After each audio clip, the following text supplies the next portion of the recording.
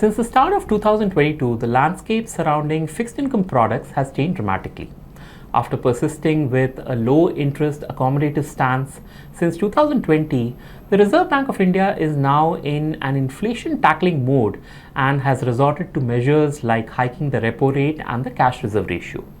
These moves have already made a visible impact on the yield curves, especially in short-term papers, and just about everyone expects more repo rate hikes in the coming MPC meetings. Now, we have seen in earlier videos how fixed rate bond prices get affected due to rising interest rates, which makes debt investors a worried, or if not worried, a confused lot. But a trend that's truly visible now is the growing allocation of floating rate bonds by open-ended debt mutual funds, which is now almost 5 times of where it was a year back. And so in this video, we shall understand floating rate bonds in greater depth as we explore its workings, its benefits, the risks that it carries, liquidity, taxation, and of course, how one can invest in these bonds. Let's begin.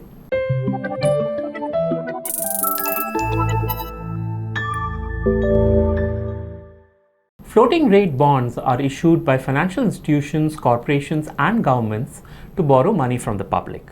Now, unlike regular bonds that pay a fixed rate of interest, floating rate bonds have a variable interest which is linked to a predetermined benchmark rate and is reset at regular intervals. This benchmark can be anything ranging from the repo rate, the reverse repo, the average T-bill rate, or some small savings scheme interest rate. Likewise, in international markets, possible benchmarks include the US Treasury note rate, the Fed funds rate, the LIBOR, etc. So essentially, if the prevailing benchmark rates are high, then these bonds pay a higher coupon and vice versa. I also mentioned that these rates are reset on a periodic basis, which means there is no guarantee on your future income stream when investing in a floating rate bond.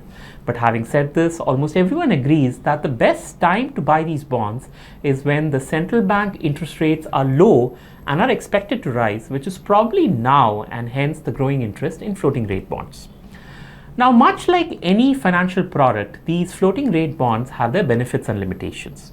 In terms of advantages, firstly, floating rate bonds are a lot less volatile as the coupons adjust to prevailing conditions.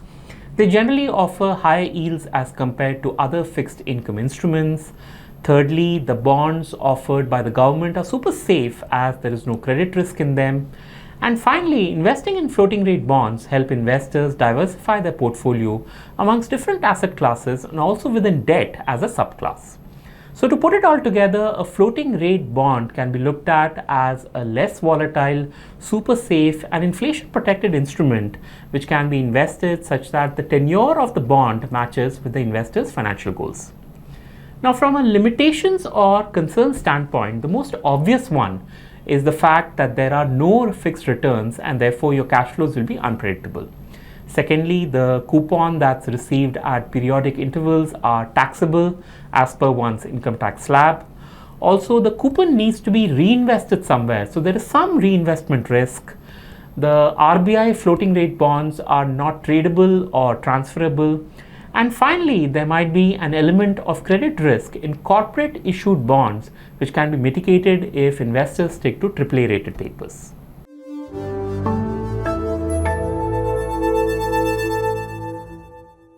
Floating rate bonds are of many types. There are short-term floaters, long-term floaters. There are ones which are issued by the government, issued by corporates or financial institutions. There are callable bonds, there are non-callable floaters, etc. But the overall construct of a floating rate bond is somewhat similar. So let's understand it with the help of an example. Now, the Reserve Bank of India issued a floating rate bond in 2020, which was popularly known as the RBI 7.15% bond. For the bond's construct, the RBI pays the coupon and interest every 6 months. The rate of interest would be reset by the RBI on a half-yearly basis. The tenure of these bonds is 7 years from the date of issue, and the benchmark for these floating rate bonds was 35 basis points or 0.35% higher than the interest rates offered under the National Savings Certificate Scheme. The current NSE interest rate is 6.8%. It used to be 7.9% in 2019, but over time this number has come down as the RBI has brought down the interest rates. So 6.8% plus 0.35% gives us an annualized interest rate of 7.15%. This 7.15% rate is applicable for the period January 1st, 2022 to June 30th, 2022, post which the government will take a decision on what the new interest rate should be for the next 6 months. Now, in addition to these floating rate bonds or FRBs, the Government of India has issued a few more. For example, the RBI has issued FRB 2024, which uses the average implicit yields of the last 3 auctions of the Government of India's 182-day Treasury bills as its benchmark. As a consequence, the applicable interest rate for the 6-month period from May 7th, 2022 to November 6th, 2022 shall be 4.41% per annum. Very recently, the government also issued 4,000 crores of FRB 2028, which offers a 4.93% per annum interest rate for the half year from April 4th, 2022 to October 3rd, 2022.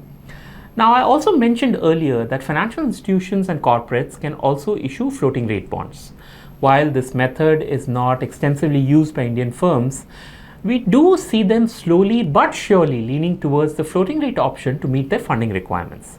To put that into context, in 2019, the total issuance of floating rate bonds was 7,800 crores, which came to about 1% of total issuances. However, in 2020, this percentage has jumped to over 5%, which shows greater warmth amongst institutions and investors for floating rate bonds. It is our view that more and more floating rate papers will be used to mop up public money by the government and institutions alike, so investors should be on the lookout for available issues and the yields they offer.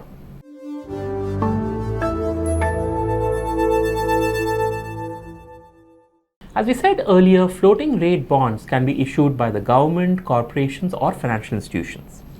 Let's start with the FRBs issued by the government. Now, for investing in government-issued bonds for the first time, one can look to subscribe to them via either of these 2 platforms, that is the RBI Retail Direct Account or the NSE GoBit platform. In fact, we have a video on how one can open an RBI Retail Direct Gilt account, so if you're not sure how to get started with that, then do watch our presentation on the same. But to keep things simple, accessing the RBI or NSE GoBit platform is quite simple. One starts by registering online on the platform with the necessary KYC documents. Post verification, one can select multiple bonds for subscription, pay online from the linked bank account, and the bonds are received in your Demat account or on the RBI Direct platform. Similarly, one can invest in these bonds from designated branches of SBI, other nationalized banks, HDFC Bank, ICICI Bank, etc., and also from online brokerage platforms. Also remember, these bonds are issued only in the electronic form and are not eligible for trading in the secondary market, and they also cannot be used as collateral for loans from banks, NBFCs, etc. Now, when it comes to investing in floating rate bonds that are issued by companies or financial institutions, then one easy way to go about it is to go through your broker. In addition to offline brokers, many online trading platforms offer these bonds, and the process is as simple as you buying a stock. In fact, this way you can not only buy FRBs in the primary market, that is when they are issued for the first time, but you can also invest in them through the secondary market via the stock exchanges. Of course, when you buy them that way, do ensure you have worked out the yields at which you are getting these bonds and don't just focus on the coupon or the interest rate offered. For example, and I am not using a floating rate bond here, but I'm using a normal bond, but just to illustrate the point, at the time of recording this video, the 8.24% GOI 2027 bond that matures in 5 years was being offered at an annualized yield of 7.21%, while the 6.54% GOI 2032 bond, which matures after a decade, gives us an yield of 7.35%. So in either cases, the coupon rate and the yields were at different ends, and given the current volatility, it is possible to receive that additional 0.6% extra returns when purchasing bonds from the secondary market if you do your homework well. In fact, another task in your homework will be to examine the credit rating of the bond, and as a suggestion, always try to go for the highest rated papers, as your return of capital is far more important than the return on capital. This information on yields and credit ratings is available in most trading platforms, so if you have an online account, then do explore those options. Alright, so beyond directly purchasing these bonds from the primary or secondary market, mutual fund companies offer a category of funds called floater funds. As you might have guessed, these funds come with a self-adjusting feature which aligns itself to changing interest rates, making these bonds a viable option for anyone who is expecting the interest rates to go up or is uncertain of RBI's direction of interest rates. In fact, floater funds come with some prominent characteristics that is to their advantage. Like firstly, these funds constitute a number of debt securities which keeps the portfolio diversified.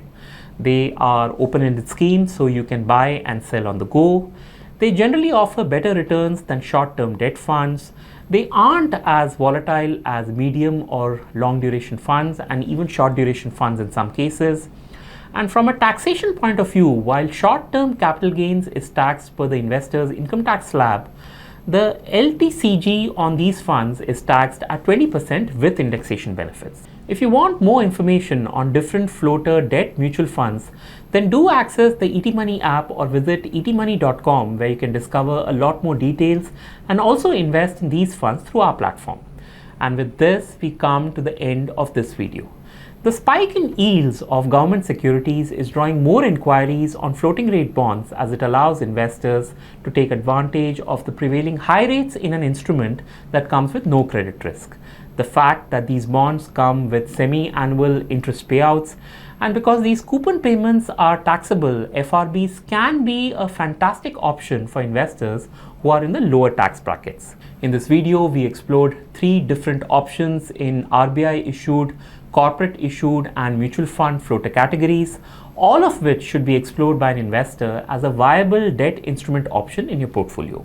I sincerely hope this video helped ignite that process, and if you have any questions, please do type them out in the comments box below. Thank you for your time. Do like this video, do tap on that subscribe button, and I look forward to catching up with you next week on another insightful video. Until then. Mutual fund investments are subject to market risks. Read all scheme-related documents carefully.